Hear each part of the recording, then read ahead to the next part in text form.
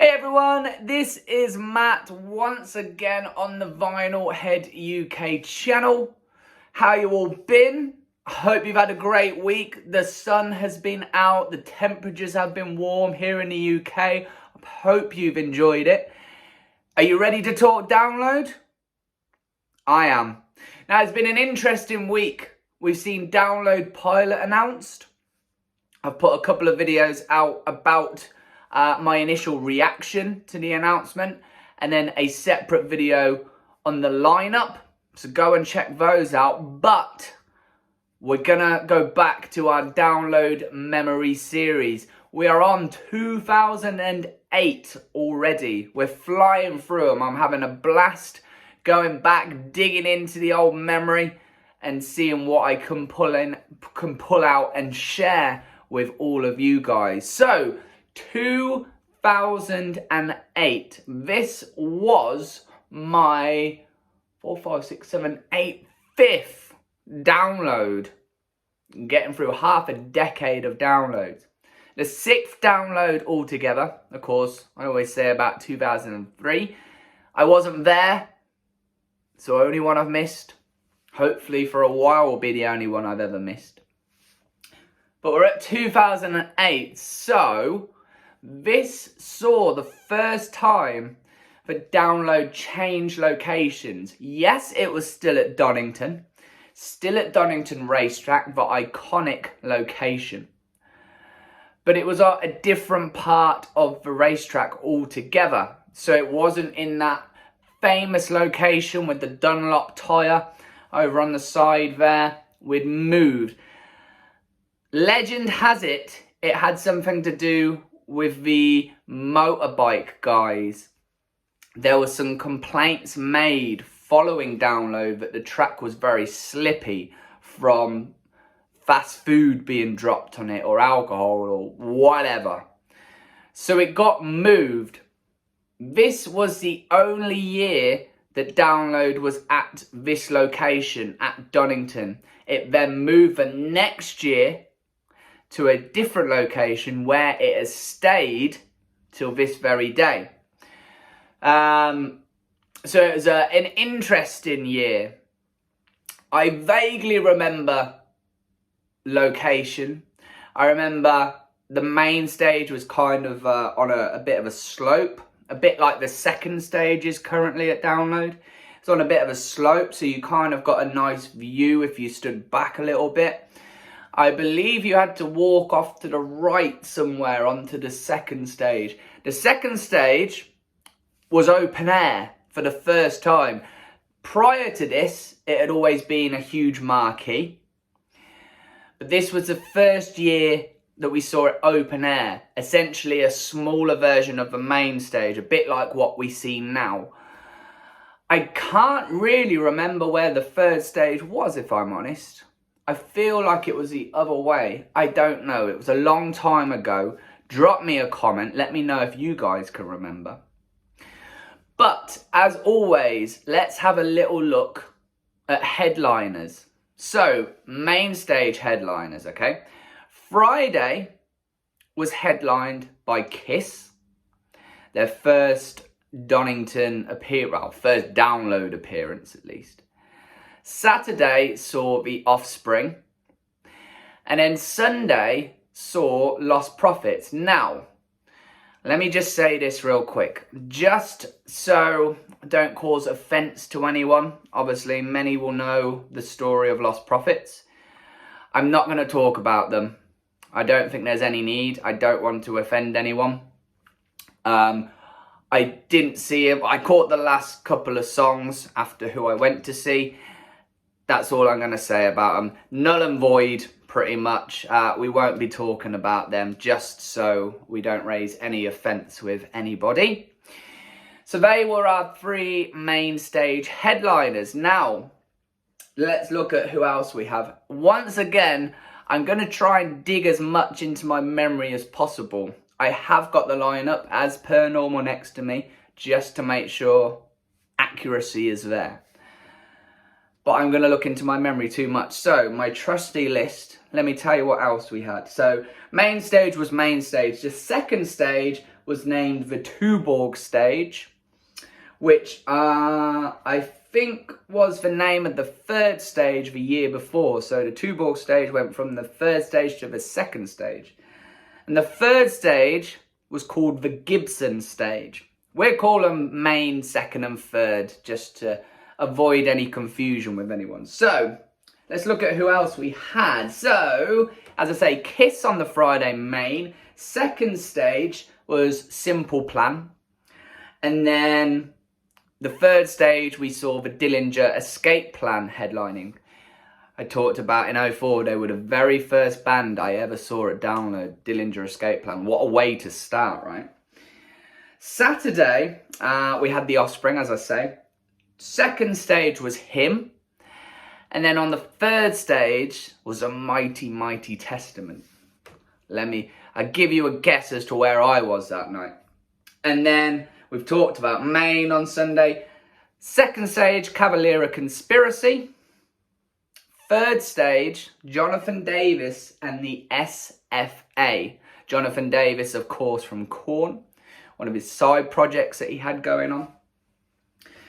And that was our set of headliners across the board for Download 2008. Weather was pretty good. I usually forget to mention the weather a little bit. The weather was good. We had another dry year.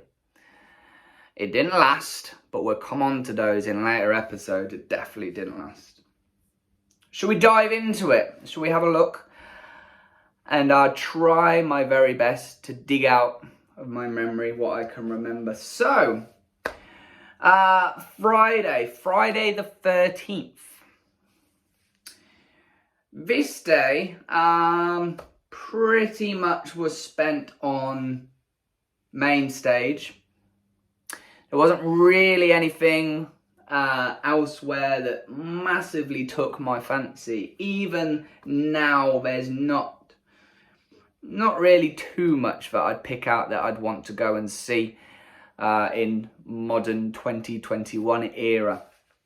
So we kicked off the Friday on main stage. Again, I was with my good friend Andy. And again, we met up with various friends whilst we were there. It's always a good time. It's interesting, I think, that 80, 90,000 people and you still manage to bump into people you know. But kicking off main stage on Friday was an American band called Black Tide. We caught these guys. Back then, they were kind of looked at with like a hot prospect, really. A lot of people were talking and saying good things about Black Tide. I believe they are still going. Maybe. I might be wrong on that. I may be wrong. I think they are. I'm not sure. I definitely haven't heard anything said about them in a while. So I might be wrong. But at the time they were considered the next big thing. They were getting some decent slots on tours and various things. They were a very retro metal, fresh from the 80s. They were kind of thrash from what I remember. A little bit of thrash in there. But on the whole, just general heavy metal, but very sort of stereotypical heavy metal. Borrowed influences from many a great band. Set-wise, they threw in a couple of covers. Talking about great metal bands, they did Hit the Lights. And they did Prowler by Iron Maiden. And of course, what a way to kick off main stage. A couple of covers from Metallica and Maiden. But yeah, they were not quite the hype that Trivium had back in 05. Of course, I talked about that moment, that you were there moment with Trivium opening up main stage in 05 out of nowhere and getting tens of thousands of people. Not quite that hype, but still a bit of hype about Black Tide. Following those guys were a band called Beat Union. I'm going to be honest, I don't remember a thing about them. I couldn't tell you what they play. It's not a band I'm really aware of. if they're still going, not still going, what they play, anything like that. I'm really sorry if you do like Beat Union, but I can't really remember. I'm pretty sure we watched them. I don't know. Siva. Nirvana in disguise. That's what I always think of with Siva. His voice is pulling straight from Kurt Cobain. And lo and behold, I forget which track it was. It was either Lithium or In Bloom, but they did a Nirvana cover. So, you know, play into your stereotype a little bit there. It'd be like Airborne cracking out an AC/DC cover, or Greta Van Fleet pulling out a Zeppelin cover. But they very much remind me of a little bit heavier Nirvana do Siva. Of course, they did I'm Broken, a famous track that he did with Amy Lee back when they were together as a couple. And it's one of those, you know, there's a lot of casual fans who maybe not a fan as such of Siva, but want to hear the tracks we know. So anything like that in a festival setting is, of course, going to get a good response. You know, throwing covers out there, you know, like with Black Tie doing Metallica and Maiden, and then Siva doing Nirvana. It's stuff that everybody knows, you know, it gets people on board with it, makes you remember. And that was Siva. Now, following Siva, I'm pretty sure this was the order it should have been, was meant to be Mr. Kid Rock. Many stories have come out over the years, or at the time and then following over the years, as to why Kid Rock did not play. Kid Rock was on site. He was at Donington at Download, and he did not play. Some stories say because of illness. Some stories say he didn't like the amenities. He was very dissatisfied with them. One story was also that he had a broken heart. Either way, Kid Rock did not play. I remember them announcing it. There was a bit of boos from people, but they announced that there would be longer sets from Disturbed and Judas Priest, who were playing later in that day. Disturbed was interesting. They were greeted by boos when they announced this, whereas with Priest there was a lot of cheers. I think the crowd that day was more a old school metal crowd. If you look at the lineup, maybe some day ticketers coming in for Kiss. If you look at the other headliners on Main, yes, okay, the Offspring are not a modern band, but a lot more modern than Kiss. So maybe a lot of day ticketers who, you know, wanted that old school rock and metal sound, probably quite happy Disturbed weren't. Not so dissatisfied that Disturbed were going to play a little bit longer. But we didn't get Kid Rock either way. Disturbed, following on from that, were on. I don't remember masses from Disturbed from that set, if I'm honest. I've never been a huge Disturbed fan. They just don't really do it for me all that much. I know they're a huge band, especially in the States, or over here in Europe as well, to be honest. They did do a cover. It was a Genesis cover. I think it's Land of Confusion. Yeah, I can't report much back on Disturbed, if I'm honest. I think we watched them. We probably stood a little bit further back, moved a little bit further forward. As I say, it was on that slope, so if you did stand a bit further back, you got a nice view. Definitely got a nice view anyway. Following Disturbed, we picked up a little bit in my book anyway. The mighty, fantastic, much missed Motorhead. Now, Motorhead played in 2005. They were a second stage headliner. They were on against System of a Down. I made the wrong choice, I think, that day. I saw System of a Down. In hindsight, I should have gone and seen Motorhead in that marquee. Had my ears blown out on my head from the volume in there. But we did see Motorhead on the main stage. what you see is what you got with Motorhead.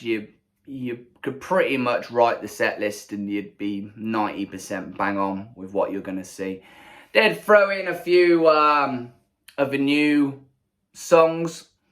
So I think back in 08 would have been Kiss of Death, I'm going to say. I think so. So, you know, Lemmy and co would throw in some from the new album. But on the whole, you know, despite such an extensive back catalogue, you were probably going to get most of the same songs. And we did. And you know what? I don't care. It's Motorhead. It was Lemmy. You know, he could play a spoon and I'd pay money to watch. He was a great, great man. Much missed. It was a very sad day for me, as I'm sure it was for many people, when we lost Lemmy. It was very sudden. You know, Lemmy was very frail in the end. I remember the last time I saw Motorhead, it was at the NIA. I know it as the NIA, whatever it's named now, in Birmingham. And it was an amazing night because they brought out Fast Eddie Clarke and Filthy Taylor. And we had that classic Motorhead lineup with obviously the current lineup. And it was very cool. We've lost all three of that classic lineup. Filthy, Eddie and Lemmy have all since passed. So it was a magic moment. But Lemmy did look very frail. Very, very frail. If anyone saw him at Glastonbury, whether you were there or saw the BBC coverage, you know, he wasn't a Lemmy we knew and loved as such. But we digress. He was very much alive and kicking at Download 2008. They brought Wurzel out. Wurzel, former guitarist for Motorhead, and they did Overkill and Ace of Spades together, which was quite cool. It was nice that Lemmy always remembered the history of the band. As I say, Wurzel coming out. Filthy and Eddie. Filthy played, I think, Ace of Spades that night in Birmingham. It was cool to see these guys. You know, we know now that these great bands won't be around forever. There was often a phrase that if the world ended, Cockroaches and Lemmy would still be about. But let's not dwell on that. Let's remember the good times. And this was definitely a great time being with Lemmy and just volume up. You know, that Rickenbacker bass, thunderous drums from Mickey D. Phil Campbell just shredding away those beautiful solos, and just, you can't go wrong seeing Motorhead live. Never saw a bad set. I saw Motorhead many, many times, never saw a bad set. And this was the first time seeing them at Download. Saw them a few times in later years on main stage. And yeah, Motorhead. Following, another great British force, and that was Judas Priest. They were on the Nostradamus tour.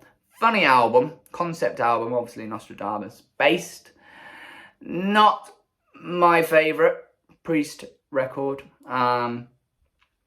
They threw in some tracks from Nostradamus.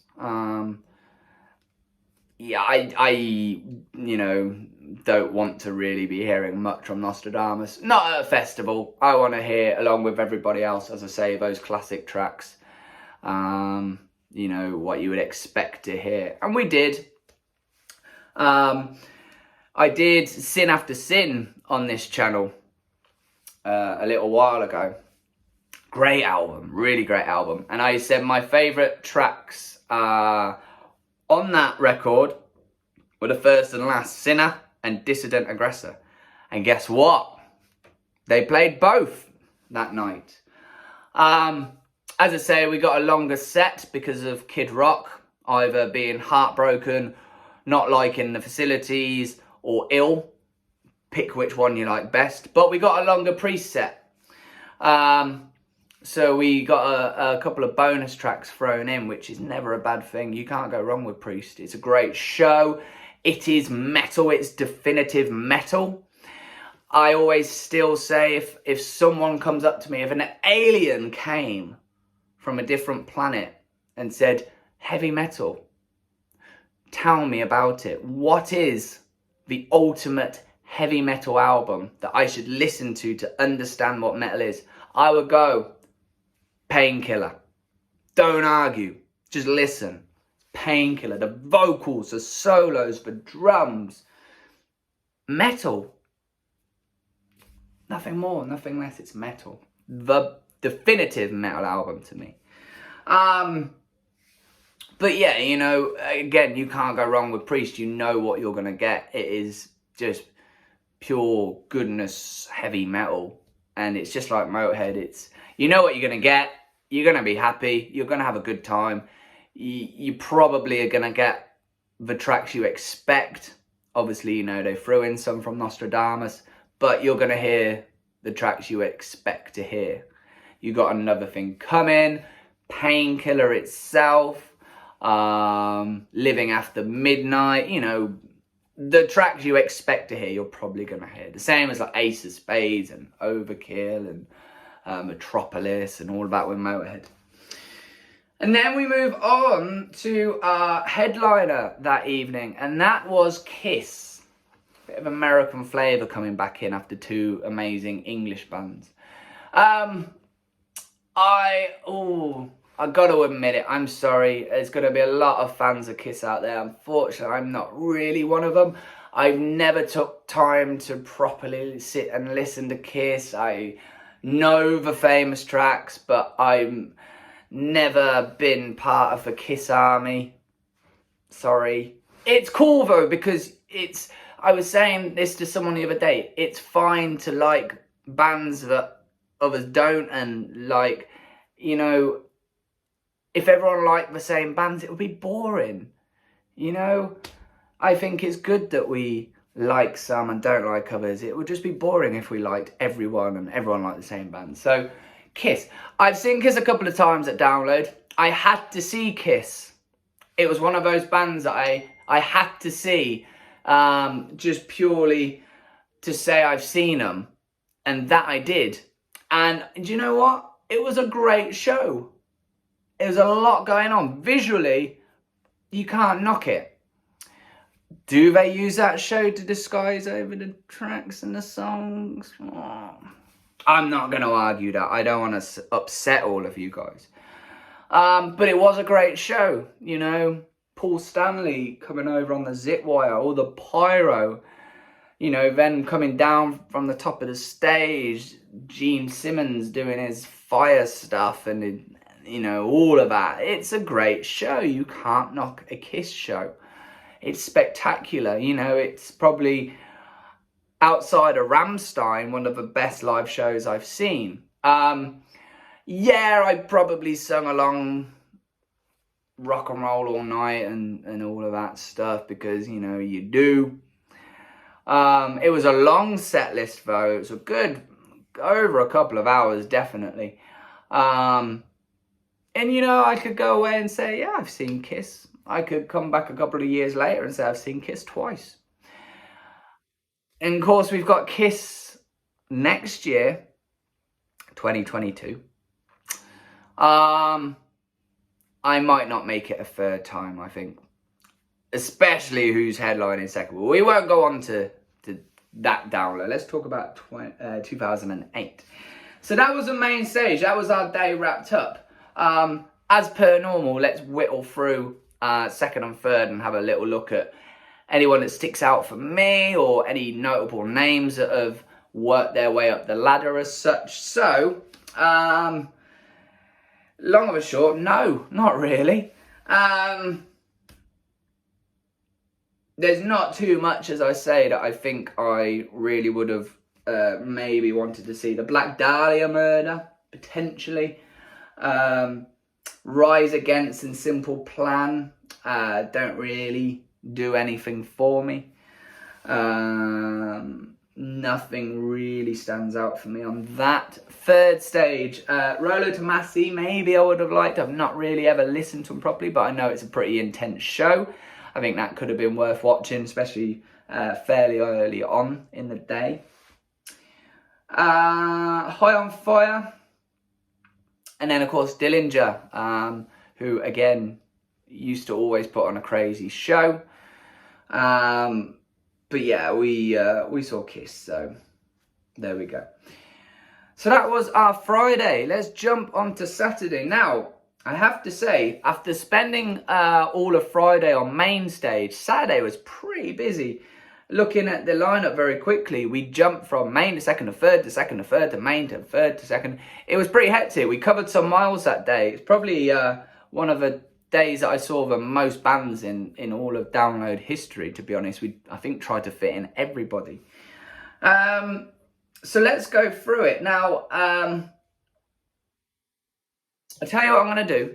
I'll read to you the main stage lineup from first to headliner. Because some of these bands I didn't see. So we kicked off with Sign, Skindred, Job for a Cowboy, 36 Crazy Fists, Medina Lake, Alter Bridge, Biffy Clyro, Bullet for My Valentine, Incubus, and then The Offspring. So that was main stage. As I say, we jumped around a little bit. We actually started on the second stage and saw Malefice and then Annotations of an Autopsy. At the time, two young bands that were relatively making waves. Annotations of an Autopsy was spoke about a lot. They were young. Again, I don't know if they are still a band. I don't think Malefice is. But there was a lot of hype, especially with Annotations. So we went and checked them out. And yeah, we needed a bit of metal in our veins, you know, to kick off that morning. And yeah, we got it, two up-and-coming British bands. Didn't really hit big heights too much after. But yeah, there we go. We went and saw those guys. From there, we jumped over to see Skindred, who were on Roots Rock Riot, which I really like that album. It's an album that I don't think many people talk about too much with Skindred. But Skindred, as a live band, bring a party. This was the first time I ever got to see them live. Of course, they've been announced for the Download Pilot, which I think is a great addition to that lineup. But they bring a good time. Benji Webb is a fantastic frontman. I got to see him once before, and that was on Korn Karaoke, which I spoke about in 2006, with Jonathan Davis being ill. Benji Webb came out and did a track. But yeah, Benji's fantastic frontman. You've got this metal reggae rap mix, which sounds hideous but works amazingly. They drop in a lot of samples into their tracks, especially live, and it's just a great time. This was pre-warning, so if you've ever seen Skindred, you've probably seen footage, or you know, if you've been to a Skindred show in recent years, you'll know Newport Helicopter, which is where everybody gets a piece of clothing and they wave it around and you get whipped in the face and the eye and then you're blinded. But it's fun. It's a good time. It's Skindred getting the crowd going. It's like Slipknot, where they do the jump up bit, but I don't know if it's more or less. It's bad when you get stuff in your eye, but it's all fun. You know, you're at a metal festival, for Christ's sake. You've got to have fun. But this was warning, so we didn't get Newport Helicopter on warning. That was a couple of records later, but it's still a great time. You know, tracks like Nobody and whatnot. Fun, just a really fun band. Following Skindred was Job for a Cowboy. Now, I mentioned about Annotations of an Autopsy. At that point, we're getting a bit of build. The same was for Job for a Cowboy. Young guys, they were kind of deathcore when they started, and then they progressed on to a little bit more sort of wholesome death metal sound rather than the deathcore so much. They definitely started as deathcore, and there's a lot of bands that saw Job for a Cowboy partly start that deathcore movement. But there was a lot of hype about them. Again, they were doing good things for themselves, and there was a lot of hype going. It was a weird one because there was a lot of hype from the metal world, but the death metal world was a little bit, it felt a little bit against them. These new young guys coming in and doing their kind of take on death metal with the deathcore thing. And there was a little bit of negativity from that side, like posery and fake, but they weren't bad. I saw Job for a Cowboy a few times. I saw him at Download. I saw him over in Germany at Wacken. And then interestingly, this was a funny night. I saw Megadeth back, whatever year it was. And on the bill that night was Evil, great British thrash band who have just put out a brilliant new album. Go and check it out. They opened, and then we had Job for a Cowboy, and then Megadeth, so thrash, kind of deathcore, death thrash. And the crowd hated it because it was a load of thrash heads with Evil and then Megadeth, you know, and then Job for a Cowboy kind of stuck out like a sore thumb. It was very odd booking, I found. The only other gig where I can really think of where the booking was very odd was Heaven and Hell with the late great Dio, the only time I ever got to see Dio live. And of course with Heaven and Hell, so essentially that Dio era Sabbath lineup. And that night was opened by Iced Earth, so, you know, kind of in that fold, I think, back when Ripper Owens was singing for him. And then Lamb of God before Heaven and Hell. And Lamb of God kind of went down the same route as Job for a Cowboy did that night with Megadeth. Not the most kind of hostile reception, I guess, to them. But if you've got a lot of classic metal, you know, Dio, Sabbath fans, and then you get this loud in your face new wave of American metal band, which they were at the time, with Lamb of God, it is a bit of a shock. But we digress again. We're doing a lot of digressing. I'm sorry. I was trying to stick on topic. But yeah, you know, we checked them out and they had some good tunes, I have to say. Never massively got into them. Maybe a band I might go back and explore a little bit. You may even see it on the vinyl appreciation videos. Hold tight, maybe. And that was Job for a Cowboy. Following on from them were Alaska Natives 30 Seconds to Mars. Wrong band. 36 Crazy Fists. A similar set, so they had played previously on Main, and it was kind of the same set list. It wasn't a million miles away from what we'd seen already, the typical songs you would expect to hear. Don't remember huge amounts of them. It's one of those bands that I do enjoy seeing at Download. They played a couple of years back, I forget which year. And it's good because it's those old tracks that you remember as a teen that you're hearing, and it brings back good memories. And yeah, just a good fun time, really, checking those guys out. We moved back a little bit because a band followed we had zero interest in, and that was Medina Lake. Oh man, I always try and stress that I don't want to slag bands off, records off, anything like that, because, you know, you're allowed to like what you like. You're allowed to, you know, have your opinions on what you like or what you don't like. That's what makes it fun. But I'm sorry, Medina Lake were awful. I'm sorry. But they were not my thing. I found it very, just not for me, you know, and that's all I'll say, because I don't want to, I probably already upset a lot of Kiss fans, you know, Medina Lake fans. I don't want to do the same. Alter Bridge, now we're talking. I love Alter Bridge. It's one of the bands I've seen so many times. Miles Kennedy, amazing voice. They were on the Blackbird tour on this one. I forget if I'd already seen them on this tour, but it definitely would have been one of the first times we heard Blackbird, the song, which is one of, if not the best Alter Bridge song there is. If you get a chance to see it with the orchestra they did at the Royal Albert Hall, if you get it on DVD or Blu-ray or whatever, check it out. This was a very heavy Blackbird set.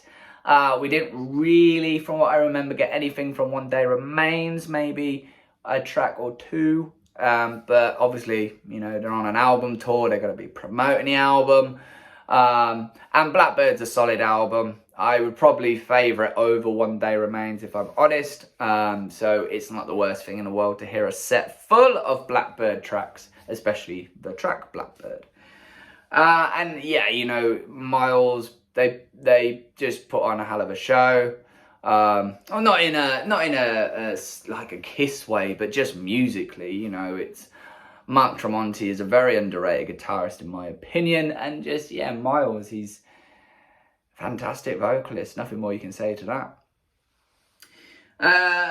Jumped across onto second stage, so we went back over to this concrete car park as it was, and we saw a band that was starting to kind of, I mean, a band that had been around for a bit already, but was starting to gain a bit of popularity and, I dare say, a little bit more sort of mainstream coverage. When I say mainstream coverage, I don't mean, you know, radio play or anything like that, but the metal community as a whole was starting to take a bit more notice. They were starting to be featured a bit more in like Metal Hammer and Kerrang! I imagine Terrorize had probably picked up on them a long time ago, and Decibel and all those stuff. And that's Amon Amarth, a band that have rose on their popularity. But this was the first time I got to see him. It wasn't the stage show that we come to expect now with the Viking boat and the pyro and everything. This was very basic, but solid. And, you know, they had their following, definitely. You look around and you saw all the, like, the Viking horns, and someone was probably drinking mead somewhere. But it was good. You know, this, as I say, was before all the stage show stuff, and it was just a solid set. And my first dose of Amon Amarth. They came back a couple of years back, 2019, I'm going to say. Did Maine. Great show. We had the Viking boat and everything then. Yeah, Amon Amarth, real fun. Drink your mead, throw your horns in the air, become a Viking for 45 minutes. And then we went from one extreme to the other. Following was, so my friend Jenny, who went to school with, great friend of mine. We used to listen to a lot of the same stuff. We used to go and hang out at Jenny's house and pretend we could skate and listen to Linkin Park and Sum 41 and bands like that. She said, come and see this band. I think you'll like them. And I said, no, I'm not going to enjoy it. It's not metal, man. Just want metal, like metal elitist. And I went and I caved and said, I really enjoyed that. And that was Pendulum. The first kind of taste of, oh no, well, I lie. We had the Prodigy a couple of years before, but Download diversifying a little bit. We've seen, who have we seen? Chasing Status play Download. We've seen Deantwood play Download. Someone who I'm going to come on to on the Sunday playing Download.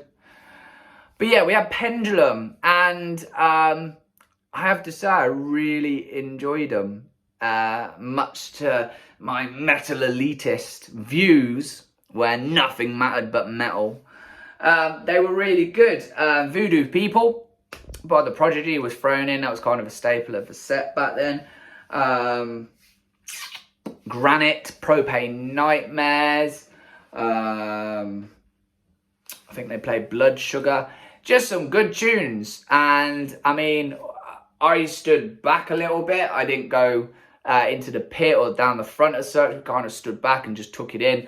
Obviously, the crowd went off. You know, they matched any sort of mad metal moshing circle pit, all the death sort of stuff. It was a hell of a crowd that they got as well on second. They've been back. I've seen them a couple of times since at Download. But it was a good show. You know, they knew how to get a crowd going. They had some good tunes. And yeah, we had fun watching them. And I had to say, all right, Jenny, yeah, you were right. They were good. From there, we took a walk back up to Maine and we caught a little bit of Incubus, who I don't mind a bit of Incubus. I've seen them at Reading properly, caught a little bit of them at Download. I can't really tell you what I saw. I don't really remember what we actually caught song-wise. But yeah, I don't mind a bit of Incubus. It was kind of, I think we had a seat and sat down and watched them and chilled out for a little bit. And yeah, it was just, I remember it was one of those moments where you sort of just sit and think, you know, life's good right now. The sun was out, it was warm, friends, we had a nice soundtrack down the bottom there, live music, you know, and just looked around and thought, this is cool, life's good. So we saw a bit of Incubus, and then we rounded off our day heading to the third stage for a double whammy of two bands that I am huge fans of. The first was Saxon, over on the third stage. If you've seen me talk about Denim and Leather in one of my vinyl appreciation videos, you'll know my feelings on Saxon. I got quite passionate saying how much I love that record. And they were really good. It was a greatest hits. I hate saying that because I don't really associate rock and metal with hits as such, but it was all the stuff you'd want to hear.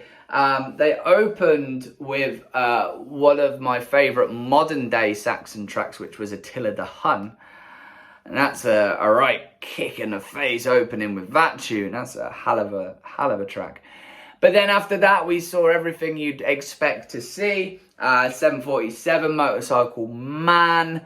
I think they closed with And the Band's Played On, which was kind of fitting because that was written specifically about Donington, about Monsters of Rock back in, I think, 1980 when they played. I think this was the first time they had come back to Donington. Definitely, I think the first time they played Download, as we know it. I think it was the first time back at Donington in many, many, many years. So quite a moment for the band, especially having written a song specifically about Donington and the old Monsters of Rock festival.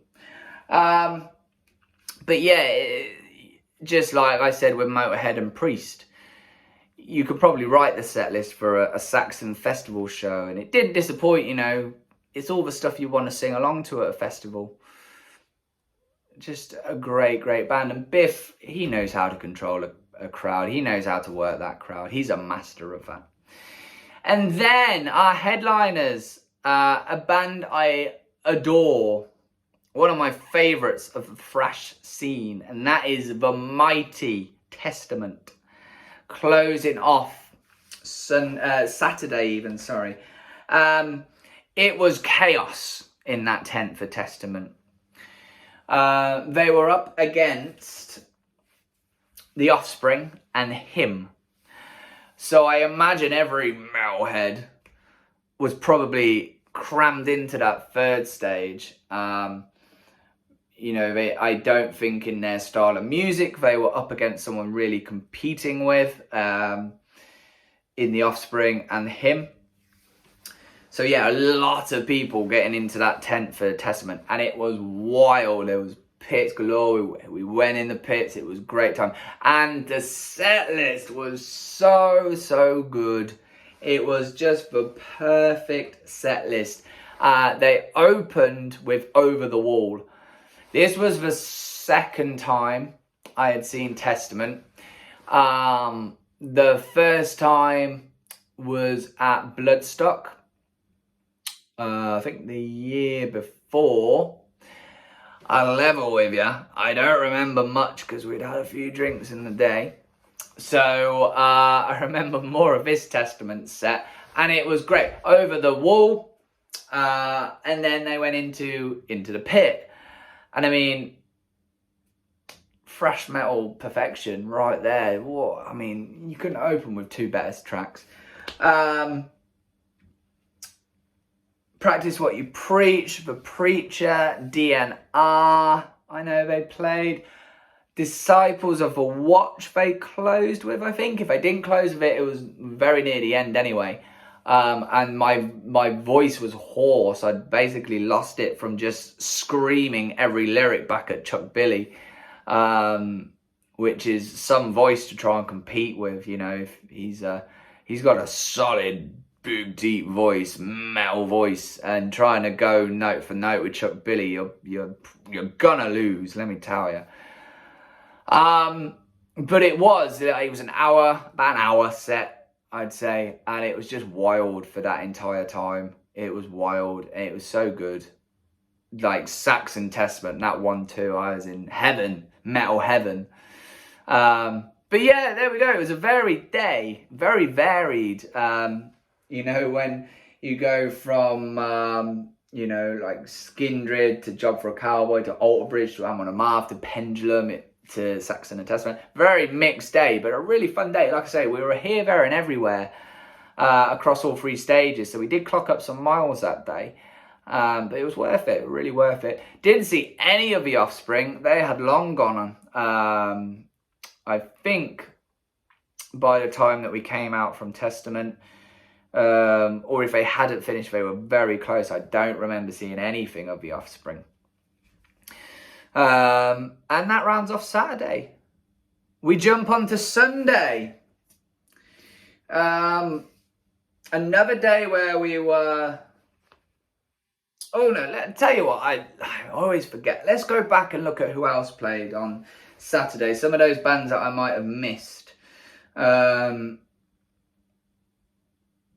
A day to remember. So I always talk about bands that I find it interesting to see bands work their way up from quite low down up to a lot or a much higher slot. Biffy Clyro we've mentioned about already. They are fourth down on Main on this day. We've seen Biffy in a lot lower positions. Obviously we now see him as a headliner, a couple of times headlining at Download. Enter Shikari was another one. Bring Me the Horizon was another one. And yeah, we've got a day to remember fairly low on second. We've since seen them go on to sub-headline Main. So they've jumped up. Huge band now.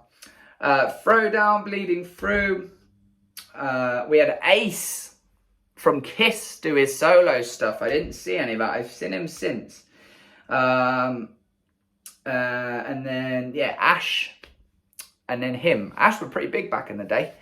There's not too bad songs really, but yeah, they were pretty big, and obviously that justifies that position that they had. And then him, never really been into him.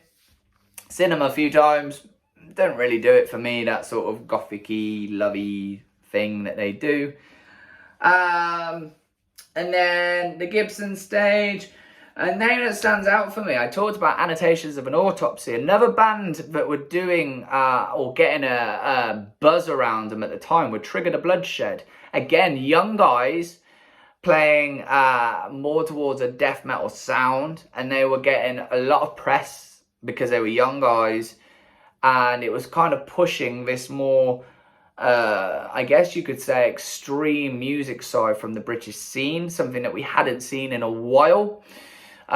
You know, we had, say, Carcass and Napalm Death, those sort of more extreme British bands, but they obviously were back from the 80s, really. So the fact that we had fresh blood of a more extreme side, Cradle of Filth's another one from that sort of era. Trigger the Bloodshed, Annotations of an Autopsy, Malefice. These were bands that were, maybe not so much Malefice, but the other two, more of an extreme sound, young and British, so it was getting some hype about them. The sort of bands that, you know, I've mentioned about Download Pilot, if these bands were going today of that age, I imagine they would slot straight onto that lineup. for the download pilot. Other than that, I mean, there's a lot of bands on here I don't really actually recognise, if I'm honest. A lot of bands that, you know, I couldn't tell you really anything about them, and then suddenly Saxon Testament. But yeah, there we go. That was Saturday. Of course, we had Biffy, as I say, and then Bullet for My Valentine as well, playing on Main. But let's now jump on to Sunday. I got a bit of ahead of myself there, but let's go on to Sunday. Again, I don't think we did third stage, but we definitely hopped between main and second stage a fair bit.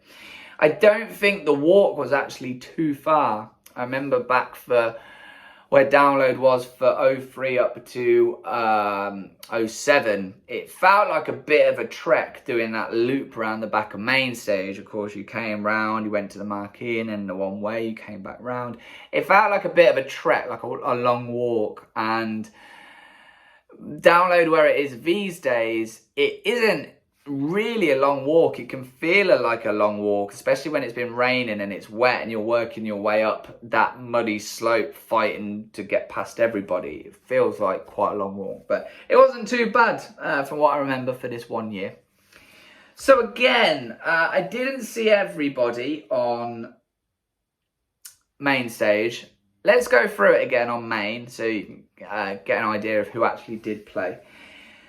Opening up to main, so we had Glamour of a Kill, From First to Last, Fight Star, Blackstone Cherry, Apocalyptica, Within Temptation, In Flames, quite a European feel there, Coheed and Cambria, Jimmy Eat World, and then our headliners. So from vague memory, I think we did catch Glamour of a Kill and From First to Last. From First to Last, of course, is, I think it's Sonny, his name is, who many people will know as Skrillex. I think I've said that right. Skrillex, I don't know. Him. I think we did see these guys just purely because there wasn't anyone else that really took our fancy. So we kind of stood back a little bit and watched, and I can't comment on them. I have no real recollection of their stuff. But then we moved over onto the second stage to see a band that I very much like. I am sure by now many have gathered that I'm big on my thrash, and that's Municipal Waste. And Municipal Waste, the main thing I remember from that set is, I've talked already about it being on essentially what felt like a huge car park, this concrete area, no protective matting or anything, just concrete, which in hindsight was a really dumb idea. I can't imagine how many people went down and got pretty banged up from going down. You know, if you go down regularly at a festival, you're on the grass or on the mud, or you're going to be all right. But concrete, like, who thought that was a sensible idea? But I remember there was this great big circle pit going, because it's a Municipal Waste show. But I'm sure many people who have seen these, or maybe not know what they are, but you'll have your sound desk in the middle of essentially the crowd that will control front of house sound. You obviously need electricity to power. You'll have your mixing decks in there, you'll have lighting rigs in there, you have a lot of electric stuff going on. And your power will usually come from the stage in front. And I've worked in a live music setting doing tech work, so I get a little bit of an idea of this stuff. But the power will come through these giant big thick cables, because it's some welly that you have to get up to your sound desk and your mixing area. So these huge cables. Now, if you just left the cables, it would be a hell of a trip hazard. So you have these coverings, which are, you know, probably about that high or so, just because the cables are so thick, and then they have flaps that come down. So in theory, you can just sort of They're still a bit of a trip hazard, but not as bad as just loose cables. And this ran straight back, and because it on concrete, it didn't really set down onto the dirt so much, so it really stuck up high. And I remember this circle pit going, and the amount of people that were going down, tripping over these cord coverings was ridiculous. As I say, who thought that was a good idea, having concrete? Oh man, what a stupid idea. But yeah, the amount of people dropping down and people trying to pull them back up and everything, and it's a pretty rapid circle pit because it's, you know, it's kind of a crossover thrash show, so people are going to go pretty wild. A lot of that's another thing, crowd surfers. I've talked about being dropped as a crowd surfer. I got dropped on the back of my neck, on my head, and I mean it knocks a bit of sense into you, or knocks some stupidity out of you maybe, but it's not too bad because you're on grass or, you know, mud or whatever. But concrete, you don't, you know, you get dropped in an indoor venue, it still hurts a bit because it's on solid floor. But man, concrete, dropped on concrete, it was just accidents waiting to happen. But it's the thing I remember most, just watching these bodies just drop. Stupid. Haha, following municipal waste, I laugh. This was interesting. It was very hot topic when this person got announced, and that was Lethal Bizzle.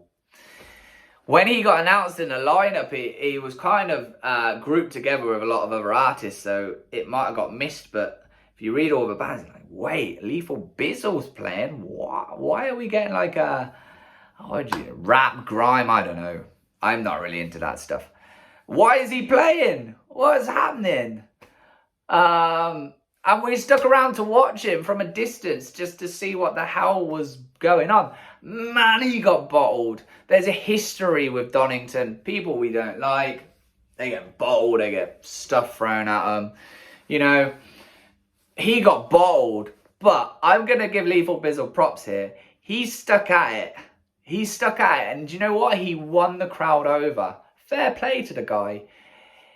A lot of people there just wanted to hate on him. They wanted to chuck stuff. They wanted to make their feelings very, very clear that Lethal Bizzle was not welcome on this lineup. Especially when you've got a lot of thrash heads there who are having just seen Municipal Waste. I mean, what a band to follow.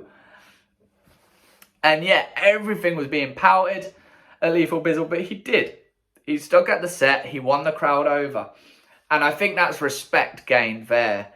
You're not probably going to go away. A lot of the people probably wouldn't go away and pick up Lethal Bizzle's stuff, his records, whatever.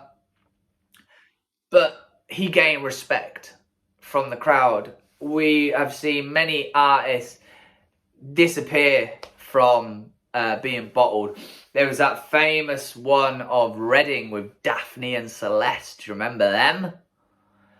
They got bottled like crazy. I think it was the day that Eminem was headlining, and they got bottled up after like a song or two, and they couldn't take it. And Lethal Bizzle, he did. He, you know, fair play to you, man. Can't comment on the music, not a clue. Okay, where did we go? Oh yeah, we went to main stage, back to main. And I think we caught very little bit of Fight Star. Can't really tell you much. Of course, that's Charlie Simpson, who many will know from Busted. Of course, he went on and did Fight Star. He's back with Busted, I think. As if I'm talking about Busted on this. Oh, man. I've upset the Kiss fans. I'm talking about Busted. Sorry. Caught a little bit of Fight Star. Not enough to remember much about it. Jumping on though to the next band, this was the first time I'd seen this band, and that was Black Stone Cherry. Now, this was quite interesting. I didn't enjoy Black Stone Cherry. I kind of looked at them and just another sort of southern rock band, and, you know, didn't think much of it. Kind of chatted amongst mates instead of watching them. They did a Hendrix cover to end, I think Voodoo Child. And they turned out to be a band that I absolutely love, who I have seen, I think, the most times out of any band. They're the band that I am seeing my first live gig back after the pandemic is actually Black Stone Cherry. But I just didn't think much of them that day, and I went away. I think what got me into Blackstone Cherry, they did 2000, I think they did the next year actually. I'm pretty sure they did do the next year, which was on the Sunday the following year. Was kind of they dubbed it the Classic Rock Day because there was a lot of classic rock bands, Def Leppard, Whitesnake, ZZ Top, stuff like that. And Blackstone Cherry played, and I watched them, and I actually quite like this. And it went from there. But that first time seeing them, they just didn't really do anything for me. It's interesting. I don't know why. I don't know what properly changed it, what the definitive moment in the set was, or just there was a certain track I picked up that I liked. But yeah, went from there, and big fan now. I've seen them many a time. Lucky enough to meet them as well. Great guys. After that was Apocalyptica. This was the start of a triple bill of Europeanness. Is that a word? I don't know. It's my channel. I can do what I want. I can make all the words up I want. Apocalyptica, which of course many people will know. They play the cellos. They do their own stuff. They play covers. They did some Sepultura, and they did, I think, some Metallica. They were quite known for doing Metallica stuff. And they also brought on a guest vocalist, someone who wasn't actually playing the festival at all with their band, and that was Christina Scabia from Lacuna Coil. I think she was in town because usually just after Download, they do the Golden God Awards, which is Metal Hammer's kind of award show thing that they do down, usually in London. And a few bands play it, usually those that have played at Download. And there's lots of rock royalty and metal royalty. I'm pretty sure Lacuna Coil were doing something for that, or at least that's why she was around. But she came out and did a track with them, which was quite cool. You know, often really live you'd hear vocals with Apocalyptica. They did a great track with Corey Taylor of Slipknot, Stone Sour, which I really would have liked to have seen live. This was the first year that Corey Taylor wasn't there, I think. We'd got him every year up to 08. We got him again in 09. But no Corey Taylor, unfortunately. I think I would have preferred Corey Taylor doing his track over Christina Scabia, but there we have it. It was still cool. After that was Within Temptation, who are huge in Europe. Catching up a little bit in the UK. Not a band I've massively really listened to ever. So didn't really watch too much of them. I don't even remember anything of them, if I'm honest. I'm sure it's one of those where you probably went and grabbed some beer or food or whatever. And then In Flames. In Flames are much... I talked about Mastodon being better, I think, at their own gigs than they are at festivals. I've never seen Mastodon at a festival and been blown away despite loving that band. But when I see them live in their own tour in an indoor setting, oh my God, they're insane. They're so good. And I get that with In Flames. I've seen In Flames a couple of times inside. Amazing. I see them at festivals and it just doesn't do it for me. I'm not sure why. And a lot of In Flames is sets that I've seen at Donington kind of all merge into one. I like old In Flames. I'm not keen at all on newer In Flames. I think that's kind of a theme with a lot of fans of the subgenre and of In Flames themselves. Kind of went away from that great sound that they had and has put a lot of people off. I saw them a couple of years back at Download and I was just so disappointed. But yeah, they kind of merge into one, unfortunately. A lot of their sets at Donington. So you can't really tell you all that much about them. That was the last band that we saw on the main stage. So after In Flames was Coheed and Cambria, who I've seen before. I was not really in a rush to see him again. Jimmy Eat World, who I've no interest in. And then our headliners. But we spent the last part of the Sunday over on Second to catch the final three bands. The first band was the Wild Hearts.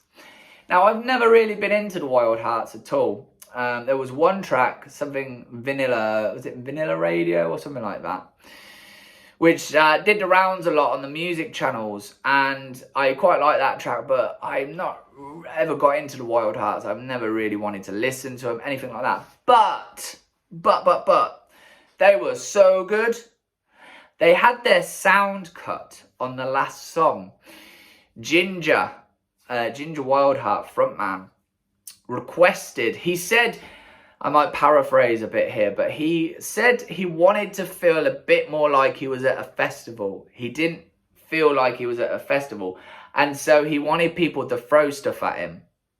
Now, I spoke earlier, usually it's a sign that you're not welcome, or the fans don't want to see you when you bottle someone like Lethal Bizzle. But this was more of a respect thing. He's told us to do it, so we're going to do it out of kind of a weird respect thing.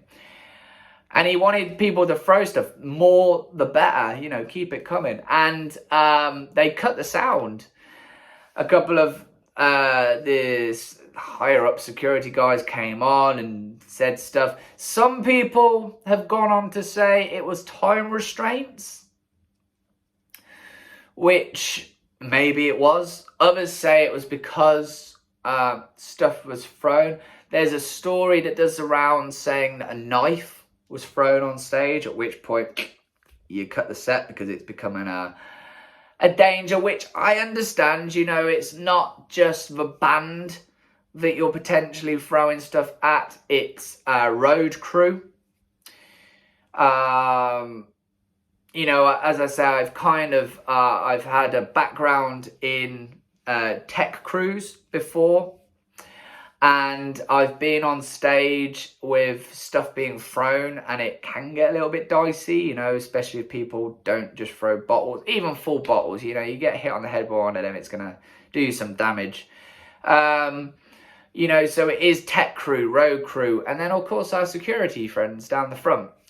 You know, they're there getting bumped and bruised and banged up by crowd surfers and whatever. You know, we want to make sure those guys are all right as well. So I kind of understand, but it was quite a cool rock and roll moment to see.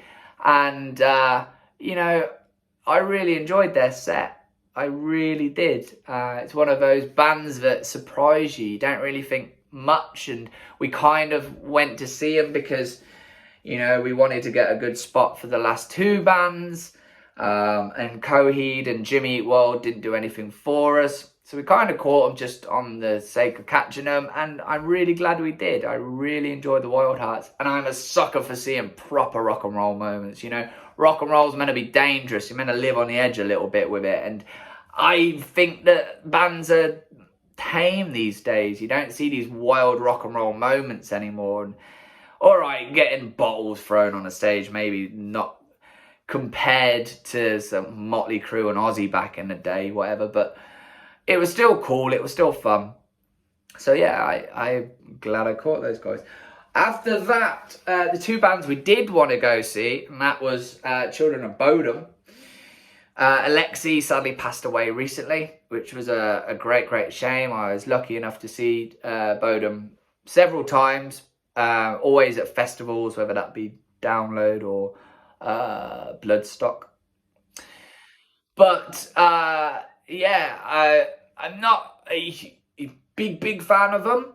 I don't really own any of their material, but I wanted to still go and see him. Alexei was a great guitarist. Oh no, I tell a lie. I did once see Bodum, not their own gig, but they were on a great bill with, I think it was, I get this right, Slayer, Machine Head, Lamb of God, and Bodum, I think, something like that. Hell of a night, anyway. Can't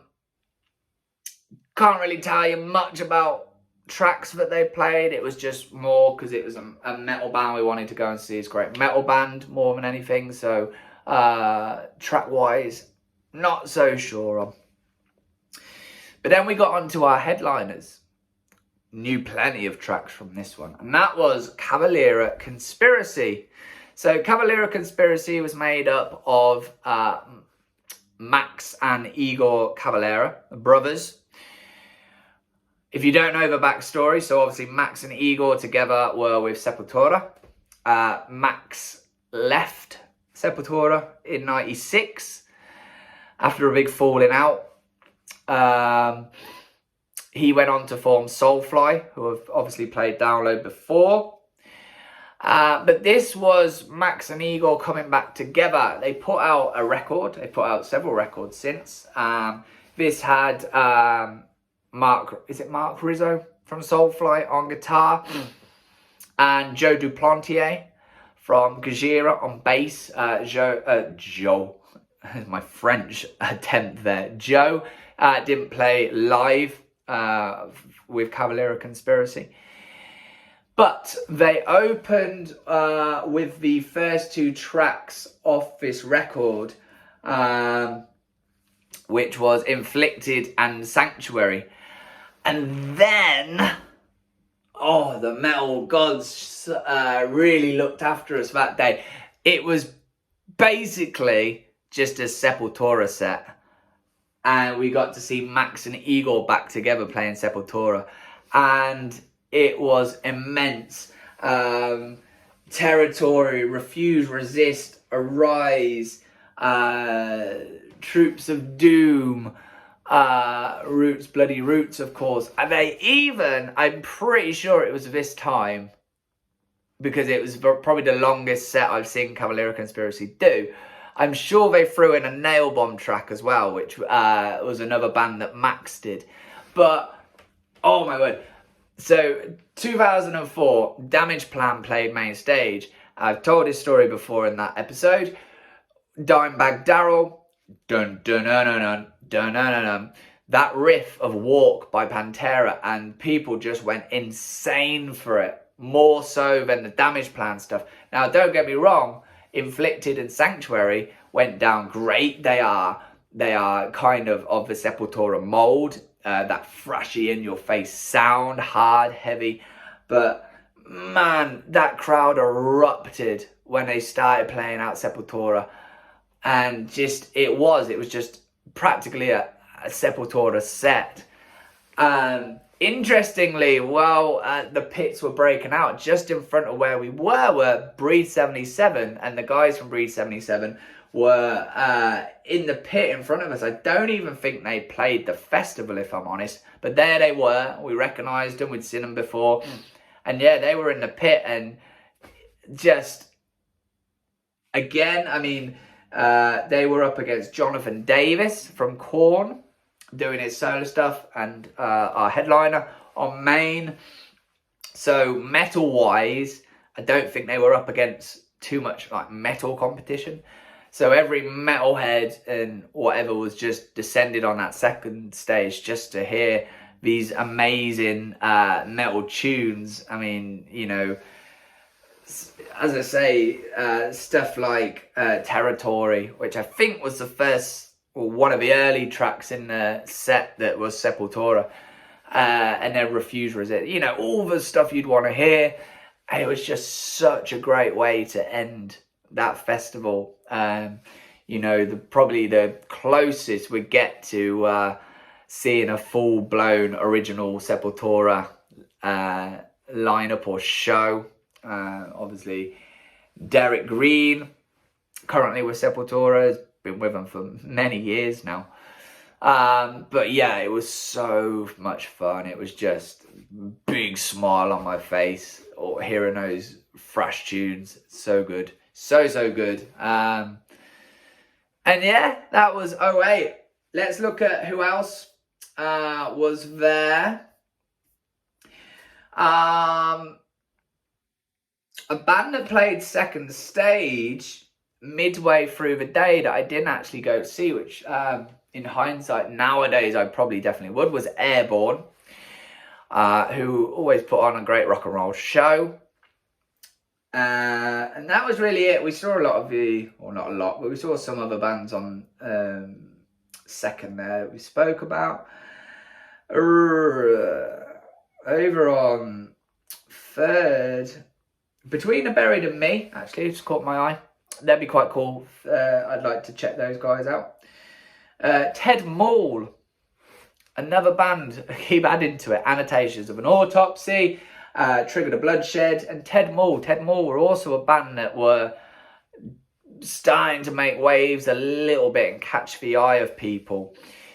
You know, kind of group them together with those other two bands, with the British scene, extreme scene, starting to go somewhere again. And then Jonathan Davis headlining. I saw Jonathan Davis do his solo stuff at Download a couple of years ago. Not for me. If you're a fan of Korn and you're expecting it to be Korn, it's very different. If you're expecting him to do some Korn tracks, no. Or at least not when I saw him. He may have done, I don't know, I can't comment. He might have done some Korn stuff in this headline set, but it is a very different sound, his solo stuff. It's a lot more sort of, not experimental, but a little bit more out there compared to Korn. That was 2008, our one random venture into some far-fetched part of Donington racetrack. It was memorable. We saw some great bands. The weather was good. Some great headlining sets with Testament and then Cavaliera. We saw Kiss. We got some classic Priest, Motorhead and Saxon. Blackstone Cherry, Alter Bridge. You know, it was not a bad lineup. Not a bad lineup. And of course, in 2009, we jumped to where we currently are, on location at Donington. That was the first year it moved to that site that it remains at these days. But that, of course, will be next week. Hope you've enjoyed another trip down memory lane. Don't forget, of course, as normal, subscribe. Hit that subscribe button. Let's grow this channel as much as we can. Smash the like button. Smash the bell for all notifications on when content's going up. I'll be back once again with more vinyl content, some more vinyl appreciation videos. We'll be back same time next week, Monday at 8 for Download 2009. But until then, enjoy your week. I'll catch you soon. Buy vinyl, listen to vinyl. I'll see you at Download. Take care.